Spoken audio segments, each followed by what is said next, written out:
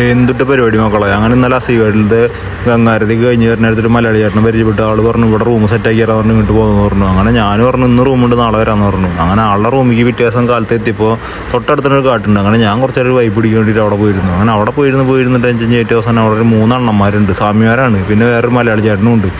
ഇവിടെ എന്ന് പറഞ്ഞു കഴിഞ്ഞാൽ പരമാവധി ആൾക്കാർ വരുന്ന നാട്ടിൽ എന്തെങ്കിലും ഡൈപ്പ് ചെയ്തിട്ട് ഇവിടെ വിളിച്ചിരിക്കാൻ വേണ്ടി വരണം കേട്ടോ. ഏറ്റവും കൂടുതൽ ഒരു രക്ഷയില്ലേ പറഞ്ഞില്ല അത് വേണ്ട. അങ്ങനെ നോക്കുമ്പോൾ ക്ലൈമറ്റും കാര്യങ്ങളൊക്കെ മാറി തുടങ്ങി. പിന്നെ എന്ത് ചെയ്യണ്ടെന്നുള്ളൊരു അവസ്ഥയില്ല, ആകെ പെട്ടു. മഴ പെയ്ത് കഴിഞ്ഞാൽ ഇവിടെ കയറിക്കാനും സ്ഥലമില്ല, നിറച്ച് ആൾക്കാരും ഉണ്ട്. അങ്ങനെ പറഞ്ഞു തീരുമ്പോഴേക്കും മഴ പെയ്ത വഴിക്ക് ആകെ ഒരുത്തുണ്ട്. അതിൻ്റെ അടിയിൽ എല്ലാവരും കൂടി കയറുന്നു. കുറച്ച് നേരമൊക്കെ നോക്കി പിടിച്ചെന്നു. അടുത്തത് കൂടിക്കഴിഞ്ഞ് എങ്ങോട്ട് ഓടുക ആലോചിച്ചിരിക്കുന്നു. എല്ലാവരും പറഞ്ഞു ഓടാൻ സ്ഥലമൊന്നുമില്ല, കൂടിക്കഴിഞ്ഞ് കഴിഞ്ഞാൽ കിട്ടണോടത്തേക്ക് ഓടിക്കുമെന്ന് പറഞ്ഞു. അങ്ങനെ കൂടി ഒഴിക്കുക ഞാൻ ഓടി. അങ്ങനെ എൻ്റെ പിന്നാലെ എല്ലാവരും പല വഴിക്ക് ഓടിക്കുന്നു. അങ്ങനെ ഭക്ഷണം പിന്നെ അവിടെ ഇവിടെ കൊടുക്കാനും കുഴപ്പമില്ല. അങ്ങനെ വാരണാസി ഒരു ഫോട്ടോ എടുക്കാൻ വേണ്ടി പോയിട്ട് ഏറ്റവും റെയിൽവേ സ്റ്റേഷൻ്റെ അവിടെ എത്തിയത്. അങ്ങനെ റെയിൽവേ സ്റ്റേഷൻ്റെ അവിടെ പോയിട്ട് ഒരു ഫോട്ടോ ഒക്കെ എടുത്തിട്ട് പോകുന്നു. അങ്ങനെ നോക്കുമ്പോൾ ഇനി അങ്ങോട്ടാ പോകുന്ന അറിയാണ്ട് നേരെ റൂമിൻ്റെ അവിടേക്ക് വന്നപ്പോൾ അവിടുത്തെ സൗണ്ട് കേട്ടിട്ട് പോയി നോക്കിയപ്പോൾ അവിടെ ഒരു ചെറിയൊരു ടൈപ്പ് ഗംഗാരതി നടക്കുന്നു. നമ്മുടെ റൂമിൻ്റെ തൊട്ടടുത്തായി കാരണം ഞാൻ അവിടെ ഇരുന്ന് നോക്കുമ്പോൾ ആരുമില്ല, ഒരു 4-5 പേരുണ്ടാവും. ഈ ഗംഗാരതി ആകെ 2 പേരുള്ളൂ.